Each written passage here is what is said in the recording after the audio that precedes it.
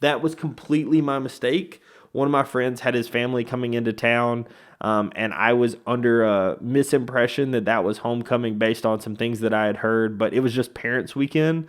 This coming week for Missouri is homecoming, so the homecoming parade will be happening, of course. So plan accordingly. This game is at 2:30. So again, plan accordingly for this. Alabama's taking on Missouri, and they have got to right the ship, right? Obviously, a lot has been said about what Alabama has done poorly and what Alabama needs to fix coming into this game. I think it starts with the offense, but really the only solid game of the defense that we've seen over the past little bit was like the last game, right? Alabama's defense looked better in this last game, but part of that had to do with the fact that Nico missed some deep shots, right? I think our opinion of the defense and how they played in this last game may have been a little different had Nico hit some deep shots. Another thing to mention as it pertains to the defense, and something that we will have to see how it fully shapes out, is Alabama's going to be without one of their main starters on defense, Keon Sabb. He broke his foot, from what I have heard, and played on a partially fractured / broken foot in that Tennessee game, which makes the chase down deflection that he had in that game, even more impressive. But it sounds like he's going to be out for a little bit, and Bray Hubbard is probably going to be replacing him on the back end. So that's just something to kind of be on the lookout for. Obviously, this secondary was already very young. Sabb was one of the guys that we had brought in, obviously from Michigan, and had played a key role in this on this team so far. He had a couple of interceptions earlier in the season. And, he's definitely been a stalwart back there in the defense. So there are going to be, without him for the foreseeable future. It doesn't sound like it's going to be the entire season, but it does sound like at least for a while he's going to be out. So just something to be on the lookout for. He is out for a while. A stat that I wanted to bring up and that Josh Pate had brought up, and it's something that definitely concerns me coming into this game, is Alabama's offense has had 53 third down attempts this season. 33 of those have been 3rd and 7 plus. That's not good. To put it lightly, that's really not a good thing. Obviously, a lot of that has to do with Alabama's inability to have positive yardage in 1st and 2nd down, as well as the penalty yardage, right? The penalty yardage, when you have a penalty on 1st down and it's 1st and 20 or 1st and 15, that definitely causes problems. Then you're going to get into longer yardage situations on 3rd down. We've converted just 5 of those 33 opportunities, right? So this is a situation where Alabama has been much more successful, obviously, when they've been under 3rd and 7, but when it's 7 plus and we've gotten behind the chains, Alabama has not done a good job of converting. And the reason why Josh Pate points this out is Missouri has a top 10 third down defense. So Missouri is obviously elite at getting people into the positions where they have problems converting, right? A lot of your third down defense has to do with how good you do on 1st and 2nd down, because the better you are on 1st and 2nd down, the more difficult it is for 3rd down to convert, right? The other thing that Pate pointed out was that Alabama's running backs have not combined for 70 yards rushing in any SEC game this season. I think a lot of that is a combination to do with the blocking, as well as the fact that we're running the read option and Jalen's pulling it at times. The fact that we have been behind the chains, and honestly against Vandy and some other teams, we've been behind in the game to a point where we didn't feel comfortable running the ball and we were just passing a lot more. But this is something that's going to have to change, right? We cannot be a team that just throws the ball 50 times. That's not how Alabama was built. That's not how Alabama is intended to be run. And it doesn't really make sense for that to be the case. Jalen throws the ball 45 times in that Tennessee game, and a lot of that had to do with the fact that we just couldn't run the ball. But when you saw in the second half, there were moments where Alabama ran the ball successfully. Alabama broke out some decent runs. Justice Haynes ends up scoring.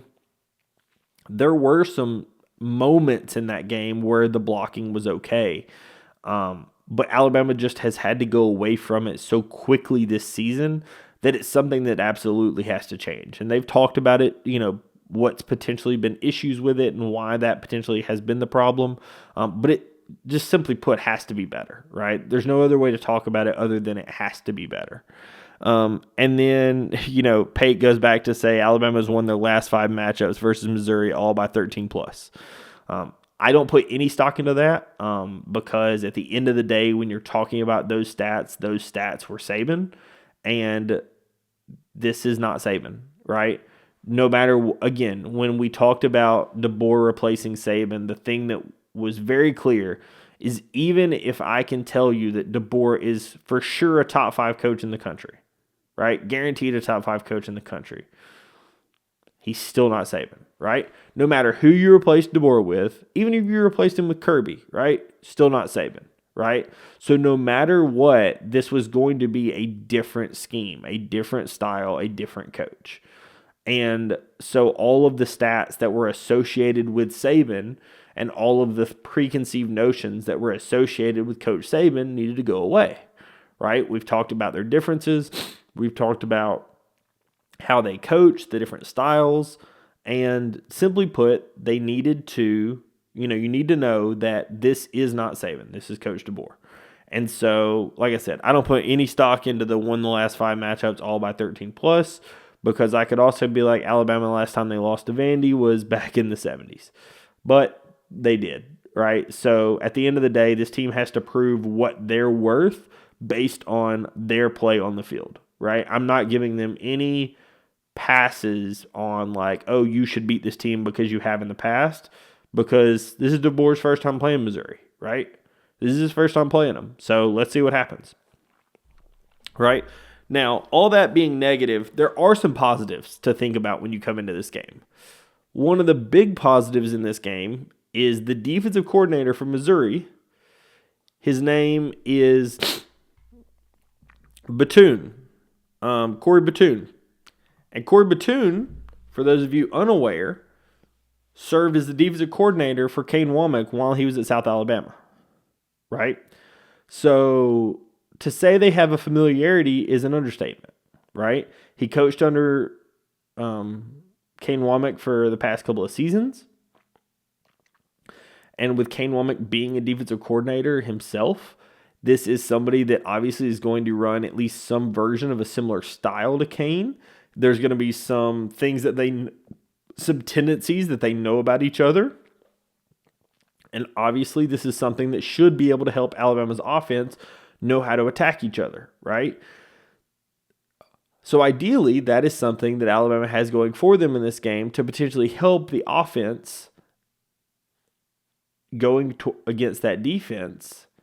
Is at the end of the day, they know the defensive coordinator well, at least Kane Womack does, and so he should know some of the tendencies and some of the things that he does and likes to do in certain circumstances, right? So ideally, that's something that definitely is going to play a key role in this game. The other thing that you could say about this is if Alabama can play to their potential or closer to their potential, Alabama should be able to beat Missouri at least, decently, right? If this was a normal Alabama team, I would say they should beat them handily, right? And the reason I say that is when you look at Missouri's results this season, Missouri beat up on some bad teams, and against the better teams they faced, right, the higher skill level, they either struggled against some of the lower skill level, or against the one really good team they faced this season, they got destroyed, right? Against A&M, they lost by 31. And when I say they lost by 31, I don't mean they threw 5 picks. Brady Cook didn't have an interception in that game, right? There was no fumbles in that game. It wasn't a time of possession thing. They just got flat out beat by A&M, right? And under a normal circumstance, Alabama should be able to do what A&M did to them, right? Let's see if Alabama's back to normal, right? If Alabama can right the ship and Alabama can play at the level that they're capable of, there's nothing that tells me that Alabama can't win this game 31-13. But the way Alabama's played here recently, there's nothing that says we can't lose this game 28-24. Right? Either one of those are completely possible based on how this team has played here recently. So I just have to see it on the field, right? I have to see how is the offensive line blocking for Jalen Milroe. How does Milroe look in the pocket? Is he setting his feet? Is he throwing with confidence? Or is he scared to death? Right? There were comments made about, is Jalen Milroe injured? And Tyler Booker said he was 100%, and then comes back and says, well, nobody's 100%, but I have no opinion that he's injured at a level that would cause us problems. Kalen DeBoer said something similar. The problem with that statement is if you watch Jalen Milroe warm up last game, he definitely was favoring one of his legs. He's wearing a leg sleeve on his leg. And when you watch him in the pocket, he seemed scared to death. There were moments in the game against Tennessee where he was completely unsure of what he needed to do with the football, and his feet were just jittering and not set at all, right? There were also moments that you noticed that under a normal circumstance, we would expect Jalen to take off, right? There were moments where it definitely felt like he could have taken off and run with the football, and he just didn't, right? So that leads me to believe there's some lower leg or lower body injury to Jalen that is limiting his capacity in some way, shape, or form. Now, to what level? I don't know. But it definitely feels like that, right? And so for me, the question is it limiting him in this game, right? Are his feet set? Is he throwing with velocity? Is he making the right read? Is he standing back there and just shuffling his feet a lot?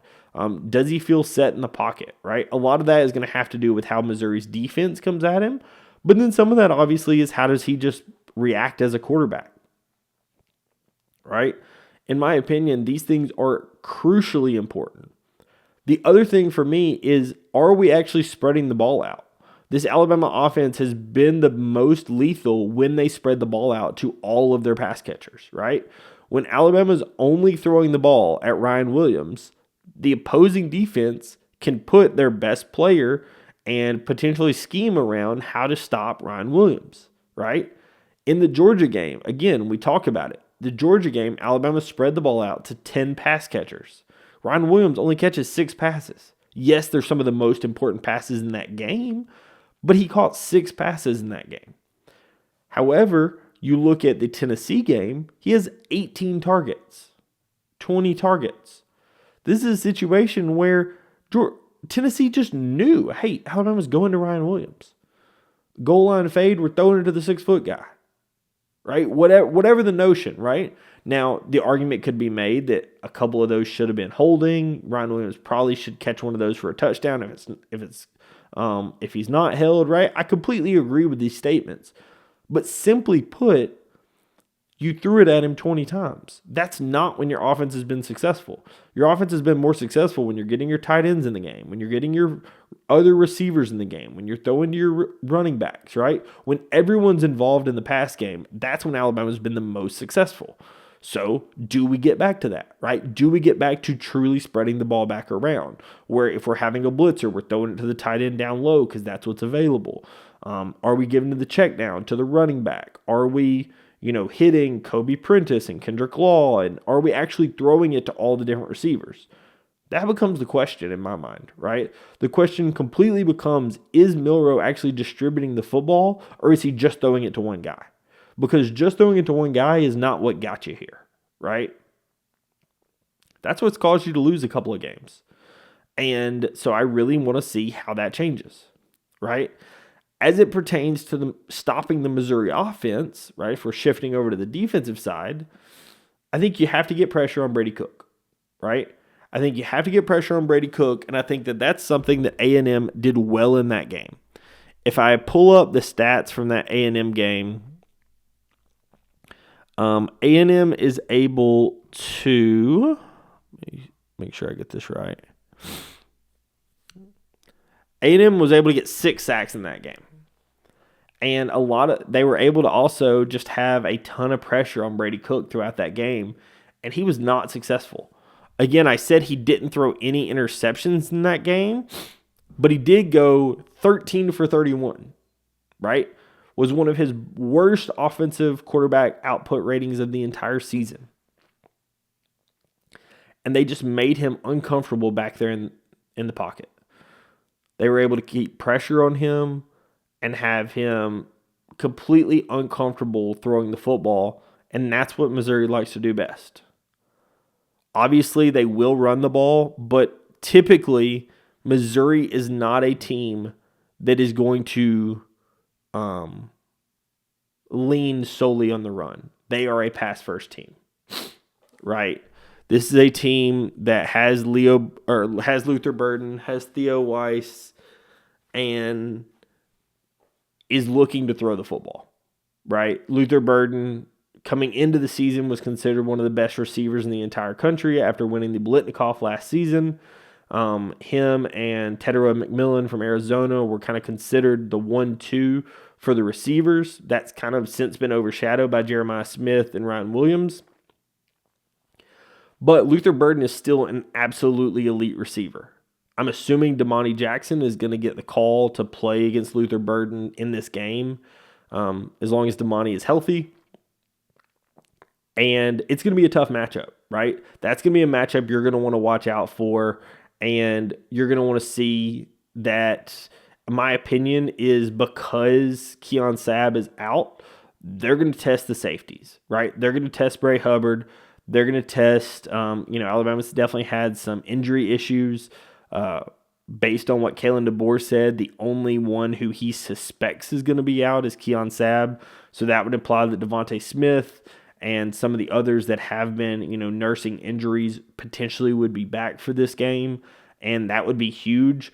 But at the end of the day, I would fully expect Alabama's defensive backs to be tested in this game, right? Alabama's coverage is going to be tested in this game. Alabama's defensive backs are going to be tested in this game. And I truly think that this may come down to, can Brady Cook hit his deep shots? Because my gut says he may have some, right? We saw it in the South Florida game and in the Tennessee game where deep shots were able to be had and they just missed them, right? They just missed the deep shots and were not able to connect. I think that if Brady Cook hits his deep shots, Missouri can win this game, right? I think that Alabama's defense is susceptible to giving those up, especially without Keon Sabb. There's nothing about this team that feels locked down on the back end to make me think that they wouldn't give them up. I'm not saying they will, right? But I am saying that if a quarterback is hitting their deep shots against this team, based on what I've seen throughout the season, I fully expect them to be completed and it to be a long day for Alabama's defense, right? When they're keeping everything in front of them, they're doing okay. But when the deep shots are able to be had, it definitely is a problem, right? We saw that Nico ends up hitting one and it basically costs us the game. If he had hit a couple of more, it would have never been a game, right? But again, we saw that against South Florida with Byron Brown. Byron Brown missed some deep shots that definitely were there to be had, right? So that's the one thing that I say you need to watch out for in this game is how is Alabama's coverage looking, right? Is this something where the deep ball is there and they're just being overthrown or underthrown? Or is this a situation where Alabama, knows that they have some younger guys in the back end and knows that they potentially, have some receivers that could take advantage, and so they are having some more help in the back end where Missouri may be able to run the ball a little better, right? And we're putting a little more emphasis on our defensive line and linebackers to be able to stop the run, right? For me, that's the question in this one is I think that our defensive backs are going to need as much help as they can get. I don't think that Missouri is an elite team, but I do think that they're a very good team, especially when they're clicking on all cylinders. We did not see that against Auburn. We definitely saw that Missouri, they had some issues. They had an issue where Brady Cook goes down with injury, but, as tough as he is, he ends up telling Drinkwitz, hey, I've only got 2.5 games left at home, and I'm not spending this one in the hospital, right? This is a tough kid. This is a kid that was trying to play for his team, and he, comes back in and wins them the game, right? I'm not calling him a super elite quarterback. I'm not saying he's going to make every throw on the field, but he's definitely capable of making some throws. And if he makes them, I'm concerned, right? There's nothing about this Alabama defense that tells me that they are going to be completely locked down as it relates to this. And I think that we're going to need really big games out of Damani Jackson, out of Jalen Mbakwe, out of all of your defensive backs, right? Out of Devontae Smith, out of Bray Hubbard, out of Malachi. You're going to need it out of all of these guys because at the end of the day, Missouri is going to throw the ball. That's who they are. That's who they like to be. And they have very good receivers. And if Alabama does not get pressure on Brady Cook and force him to get rid of the ball quicker than he's ready for, I think that it potentially could be a very long day. So that's what I would say as it relates to what to watch out for. On the offensive side of the ball, right? Like, obviously, how are we spreading out the ball? How does Jalen look in the pocket? Does he have time? Is he running at all? Is he in command of the offense? And then on the defensive side of the ball, simply put, are we getting to the quarterback quickly, right? Are we getting to the quarterback without having to blitz? How does Damani Jackson look against Luther Burton, right? Are we able to put some guys out on islands, or are we having to, scheme up to be able to kind of, can't have somebody on an island because he's going to get toasted, right? That's the question that for me in this game. And the big overarching one is, can we clean up the penalties, right? Obviously, this one's at home, not in Neyland Stadium, but you can't have 15 penalties. If you're going to win a game, you can't have 15 penalties, right? So those are the things to watch out for. This is one that's hard for me to predict. And as I said, I can look at this game going one of two ways. I can look at this game going that Alabama figures something out on offense, maybe because they're playing a defense that their coordinator knows well or whatever.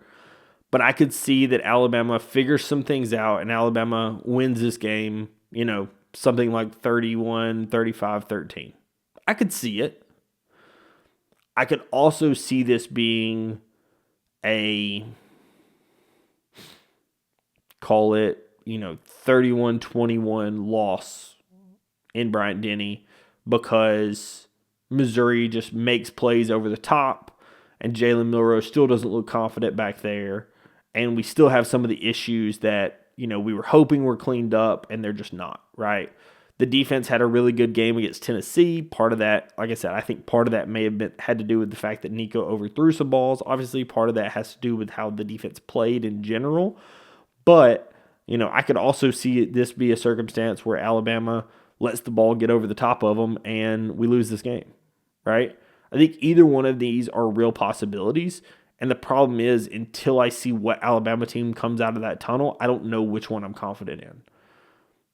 I'm going to be a homer, and I'm going to put my faith in Kalen DeBoer that we're going to figure out something on offense, and whatever has phased Jalen, they're going to have something of a fix, and I'm going to hope that it's the 35-13.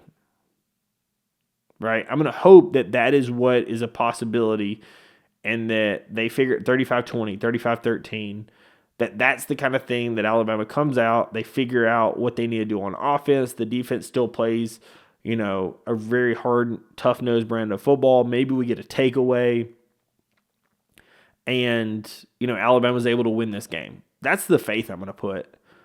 But I'll say I'm not confident in it, right? If you give me the first 3 series of this game, I'll tell you what the end of the game is going to be.